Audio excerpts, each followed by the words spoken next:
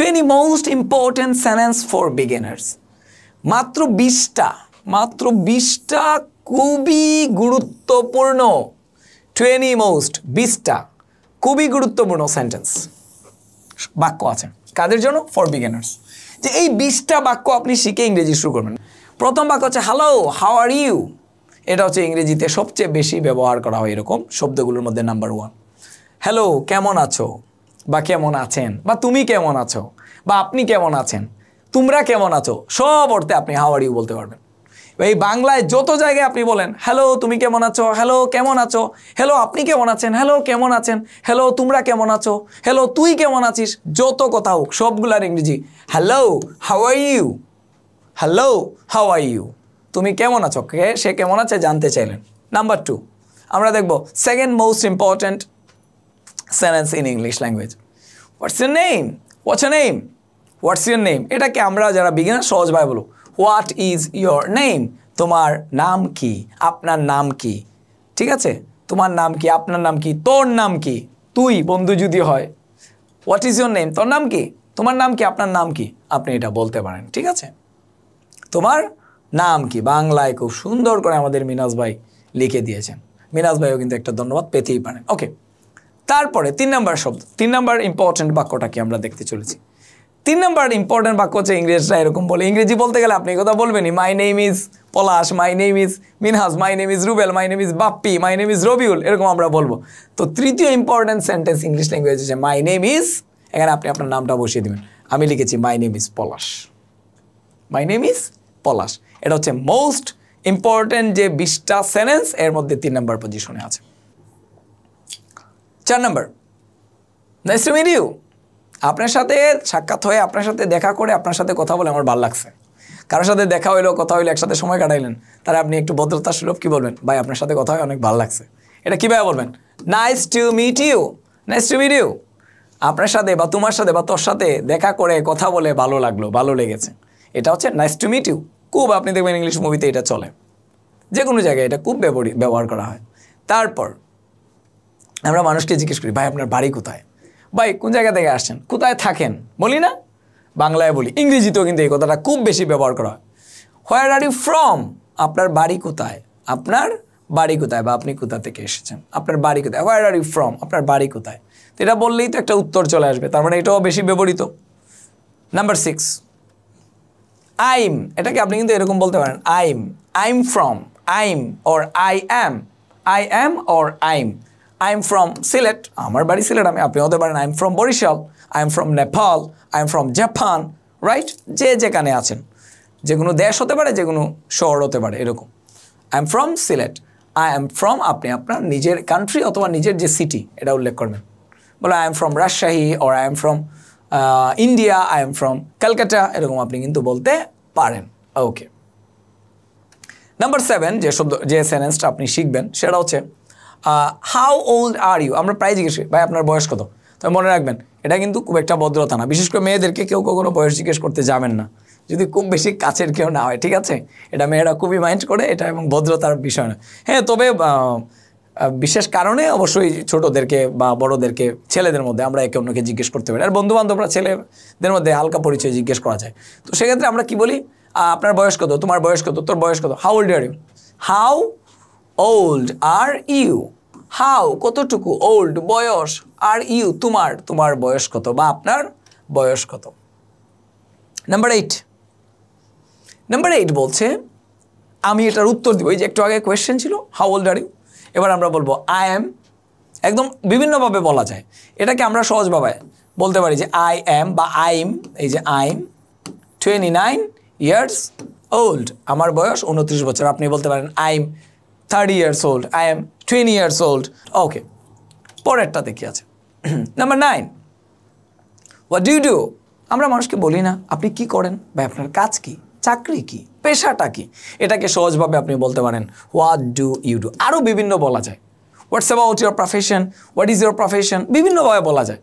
Tell me about your occupation.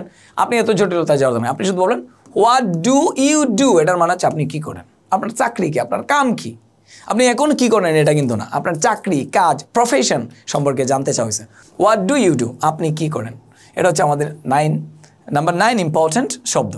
তারপরে এখন আমি কি করি, আমি তো একটা কিছু করি, যেমন আমি বলবো আমি একজন আইনজীবী, আই এম এ লয়ার, আপনি হতে পারেন একজন student, I am a student, আপনি হতে পারেন একজন কৃষক, আই এম এ ফার্মার, আমি হতে পারি একজন রিক্সা চালক, I am a rickshaw puller, rickshaw driver কিন্তু হয় না, মনে রাখবেন রিক্সা পুলার হয়।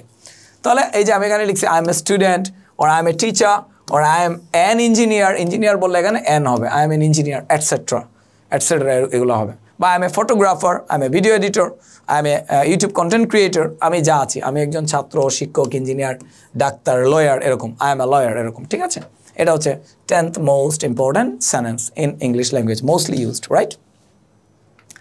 ওকে, number 11, where do you live? আপনি কোথায় থাকেন বর্তমানে? একটা হচ্ছে হোয়ার আর ইউ ফ্রম, আপনার বাড়ি কোথায়, একটা হচ্ছে হোয়ার ডু ইউ লিভ, আপনি কোথায় থাকেন বর্তমানে। যেমন আই এম ফ্রম সিলেট, আমাকে একজন আমি ঢাকা সিটিতে থাকি, আমাকে বললো যে আপনি কোথায় থাকেন, আমি বলবো আমি উত্তরা থাকি, right? I live at Uttara. তাহলে আপনি কোথায় থাকেন, আপনি কোথায় বাস করেন, হোয়ার ডু ইউ লিভ?